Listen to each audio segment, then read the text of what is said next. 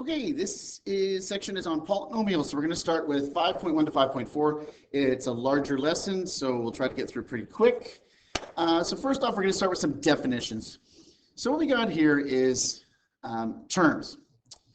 Term is just the product of a number and one or more variables. And we're talking about variables, we're talking about letters. And you could have exponents. So for instance, we got 2a cubed. So we got a variable, the a, the 3 is the exponent, the 2 in front is the, well, we'll talk about that in a second, what it is. So it could be any form of this. So a variable is just a letter or symbol used to represent a value. X is the most common one we use in math, but there's others. You could use a happy face or the pi symbol. So the coefficient is the number in front of the variable. So we got 2a cubed. The coefficient in this case is the 2. The expression, a mathematical sentence without an equal sign. Remember, we talked about this earlier in one of the earlier lessons. So in here we have either addition or subtraction. That's the expression there, right? There's no equal sign, right? There's no equal something else because that would make it an equation. Okay, now we have 3 pieces here. We have monomial, binomial, and trinomial. And they just like they sound, mono 1, binomial 2, trinomial 3. What separates them though is they're separated by either an addition or a subtraction. That's the key thing. So for here the 3c, the 10a, and the 2b squared, they're just monomials because they're not separated by addition or subtraction. This is multiplication. Binomial, see the big old plus sign here, right? 2 terms separated by either addition or subtraction. Trinomial, 3 terms separated by either addition or subtraction. Makes no difference. So polynomial, the actual definition, if you want to break it down, poly is many, nomial is terms, so many terms. And if you look, we can have trinomials, binomials, monomials. If we go to 4, we don't really call them quadnomials, we just call them polynomials. Okay, so what we're going to do with polynomials is we're going to do a bunch of different things. First off, we're going to learn how to combine them. And what we're talking about is combining like terms. So a like term must contain exactly the same variable and the same exponent. So you can stick an x with an x or an x squared with an x squared, but you can't stick an x with a y. They don't go together. Okay, so we have x plus y plus x plus y plus x. So what I do is I sometimes use circles if I'm doing this, or I use a colored pencil. What I did is I boxed all the things that are the same. So I boxed the x, the plus x, and the plus x. What's x plus x plus x? It's 3x. And then we do the circles around the y. You can do whatever shape you want. Y plus y, 2y. So there it is. And you can write this either way. You could write 2y plus 3x. It doesn't make any difference the way you write that. Okay, so let's look at this next one. Ignore the coefficients for now. So we have ax squared x. Now, ax squared and a squared x are not like terms. Remember, they have to have the same variables, but the same variables with the same exponents. So this a squared x and this a squared x, yeah, those ones work. So we have 3 minus 5. Yeah, that's going to give us our negative 2 a squared x. And then we have our ax squared and our ax squared here. So we have our 2 and our negative 11 gives us our negative 9. Yep. Last example here. 3w plus 5 plus w minus 7. So like terms. The 3w, right, and the w are the same. So we can add those together. So 3w and w is 4w.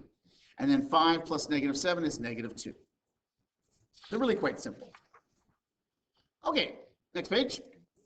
Now, sometimes when we're doing this, and you've done this before already, is we substitute things in. So just like in sports, if you want to get in on the court or in on the field, you have to substitute in. You need to replace someone on the field or someone on the court with somebody else. Well, the same thing comes with polynomials here. If I want to substitute in, I'm going to get rid of the letter or the variable and replace it with a number. So we substitute it in and then we solve. So here's an example. If a equals 5, right, a equals 5, solve 2a squared plus 5. So wherever we see an a, we're going to replace it with a 5. Now you got to look. This is 2 plus a, subtract a. What is it? It's 2 times a when they're side by side. But before we do that, we have to do our exponent, right? Bedmass always has to be in play. So here we go over here. So 2, and we plug in the 5 where the a was, and then plus 5. So what do we do first? We do 5 squared, which is 25. And then we do 2 times 25, which is 50, plus 5 is 55, right? You can see the answer there, 55. Okay, let's do another one. If m equals negative 2, solve for 3m cubed minus 7. So we got to replace the m with negative 2. And again, we got to do that exponent first, right? So negative 2 to the 3. Now remember, that doesn't mean negative 2 times 3. When it's an exponent, it means negative 2 times negative 2 times negative 2. You do it 3 times. So we end up with -8. And 3 times -8 is -27. Then -7 is -31, right? We're just doing bedmath as we roll along here. Okay. C, if x equals 4, solve for 13x minus x. Ooh, we got some multiple variables in here. Big deal. So 13 times x, because they're side by side, and then -4, because we just replaced the x with a 4. 13 times 4 is 52, minus 4 is 48. So all we're doing in that one is substituting in. Okay? Now, we're going to add polynomials. And adding polynomials is just like collecting like terms. So we look for things that are the same. So we got our x squares here. We look for some more x squares. There's another one. So 2x squared and x squared. Now, what's in front of this x? We never write it in. Well, there's a 1 there. If you need to, write a 1 in there. That'll help you. So x squared plus 2x squared is 3x squared. Now, the most common mistake people make is they do x squared and 2x squared and put 3x to the 4. No, you're not adding the exponents. They're like terms, so they just stay the same, right? It's like 1 apple plus 2 apples gives you 3 apples. It doesn't give you 3 apples, whatever. Okay, then we do the 4x here. So we got positive 4x and positive 5x, which gives us our positive 9x.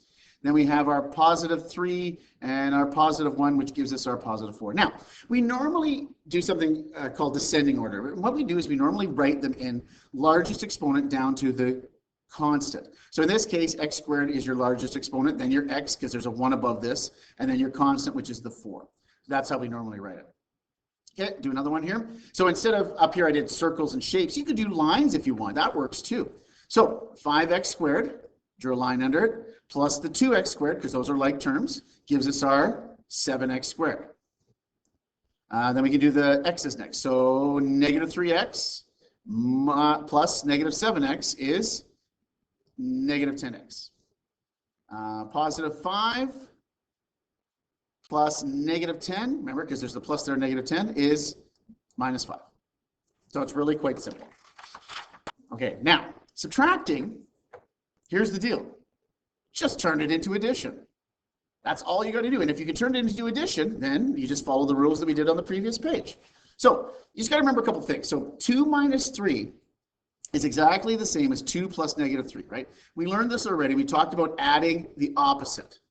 We've done this. This is not new. This is just a rehash of something else. So additive inverse. The opposite of 5 is negative 5. The opposite of negative 3 is 3. The opposite of 1.3 is negative 1.3.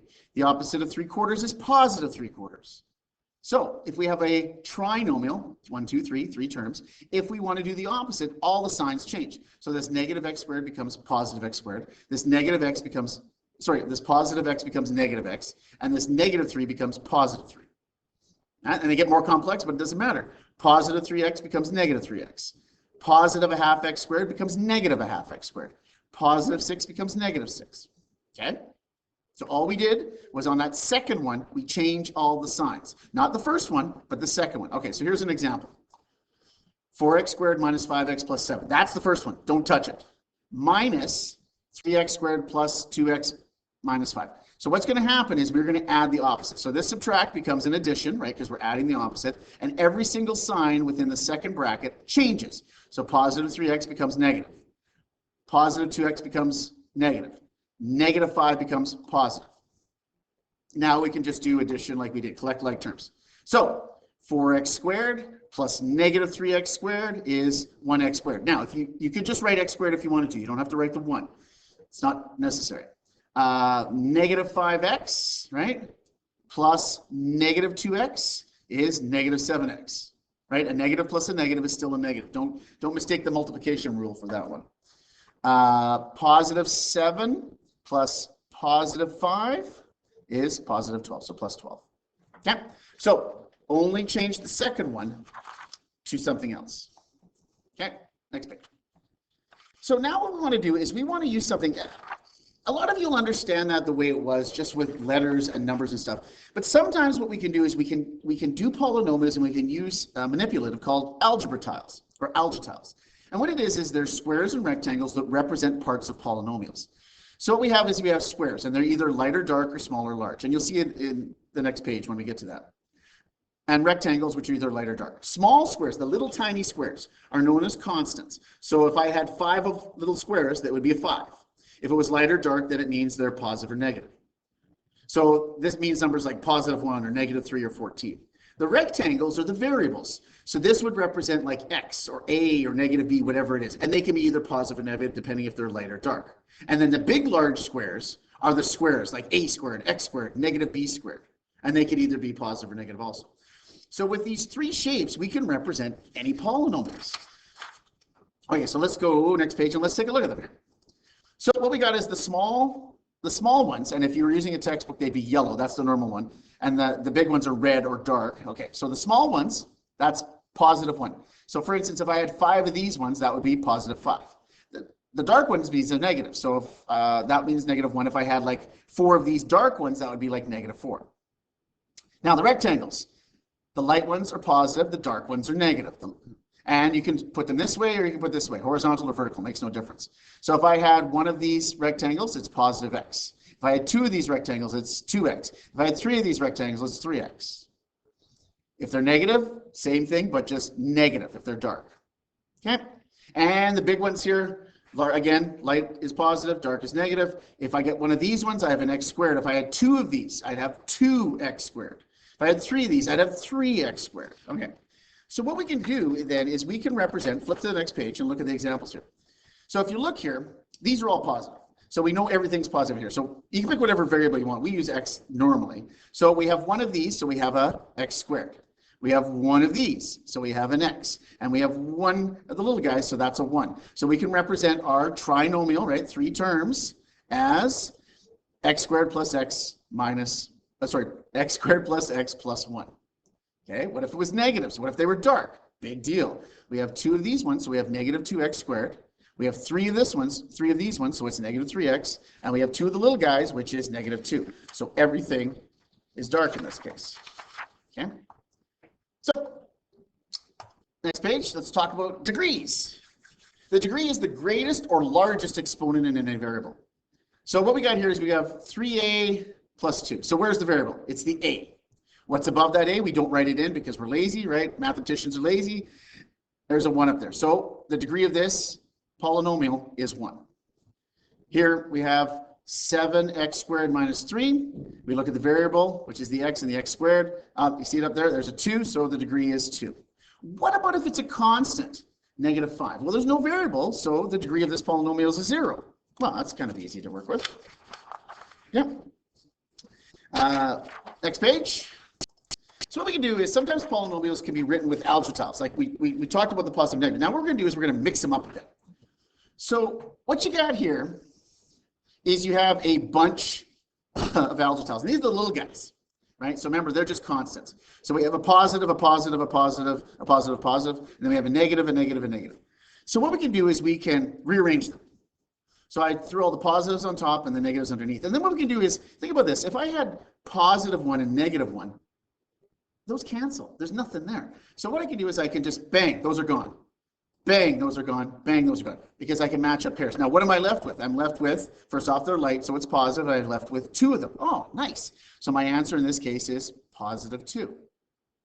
Okay, now let's look at one with some different things in here. So we have a light, a dark of the big ones, and then another dark one. So those are all like x squares or a squares, whatever variable you pick.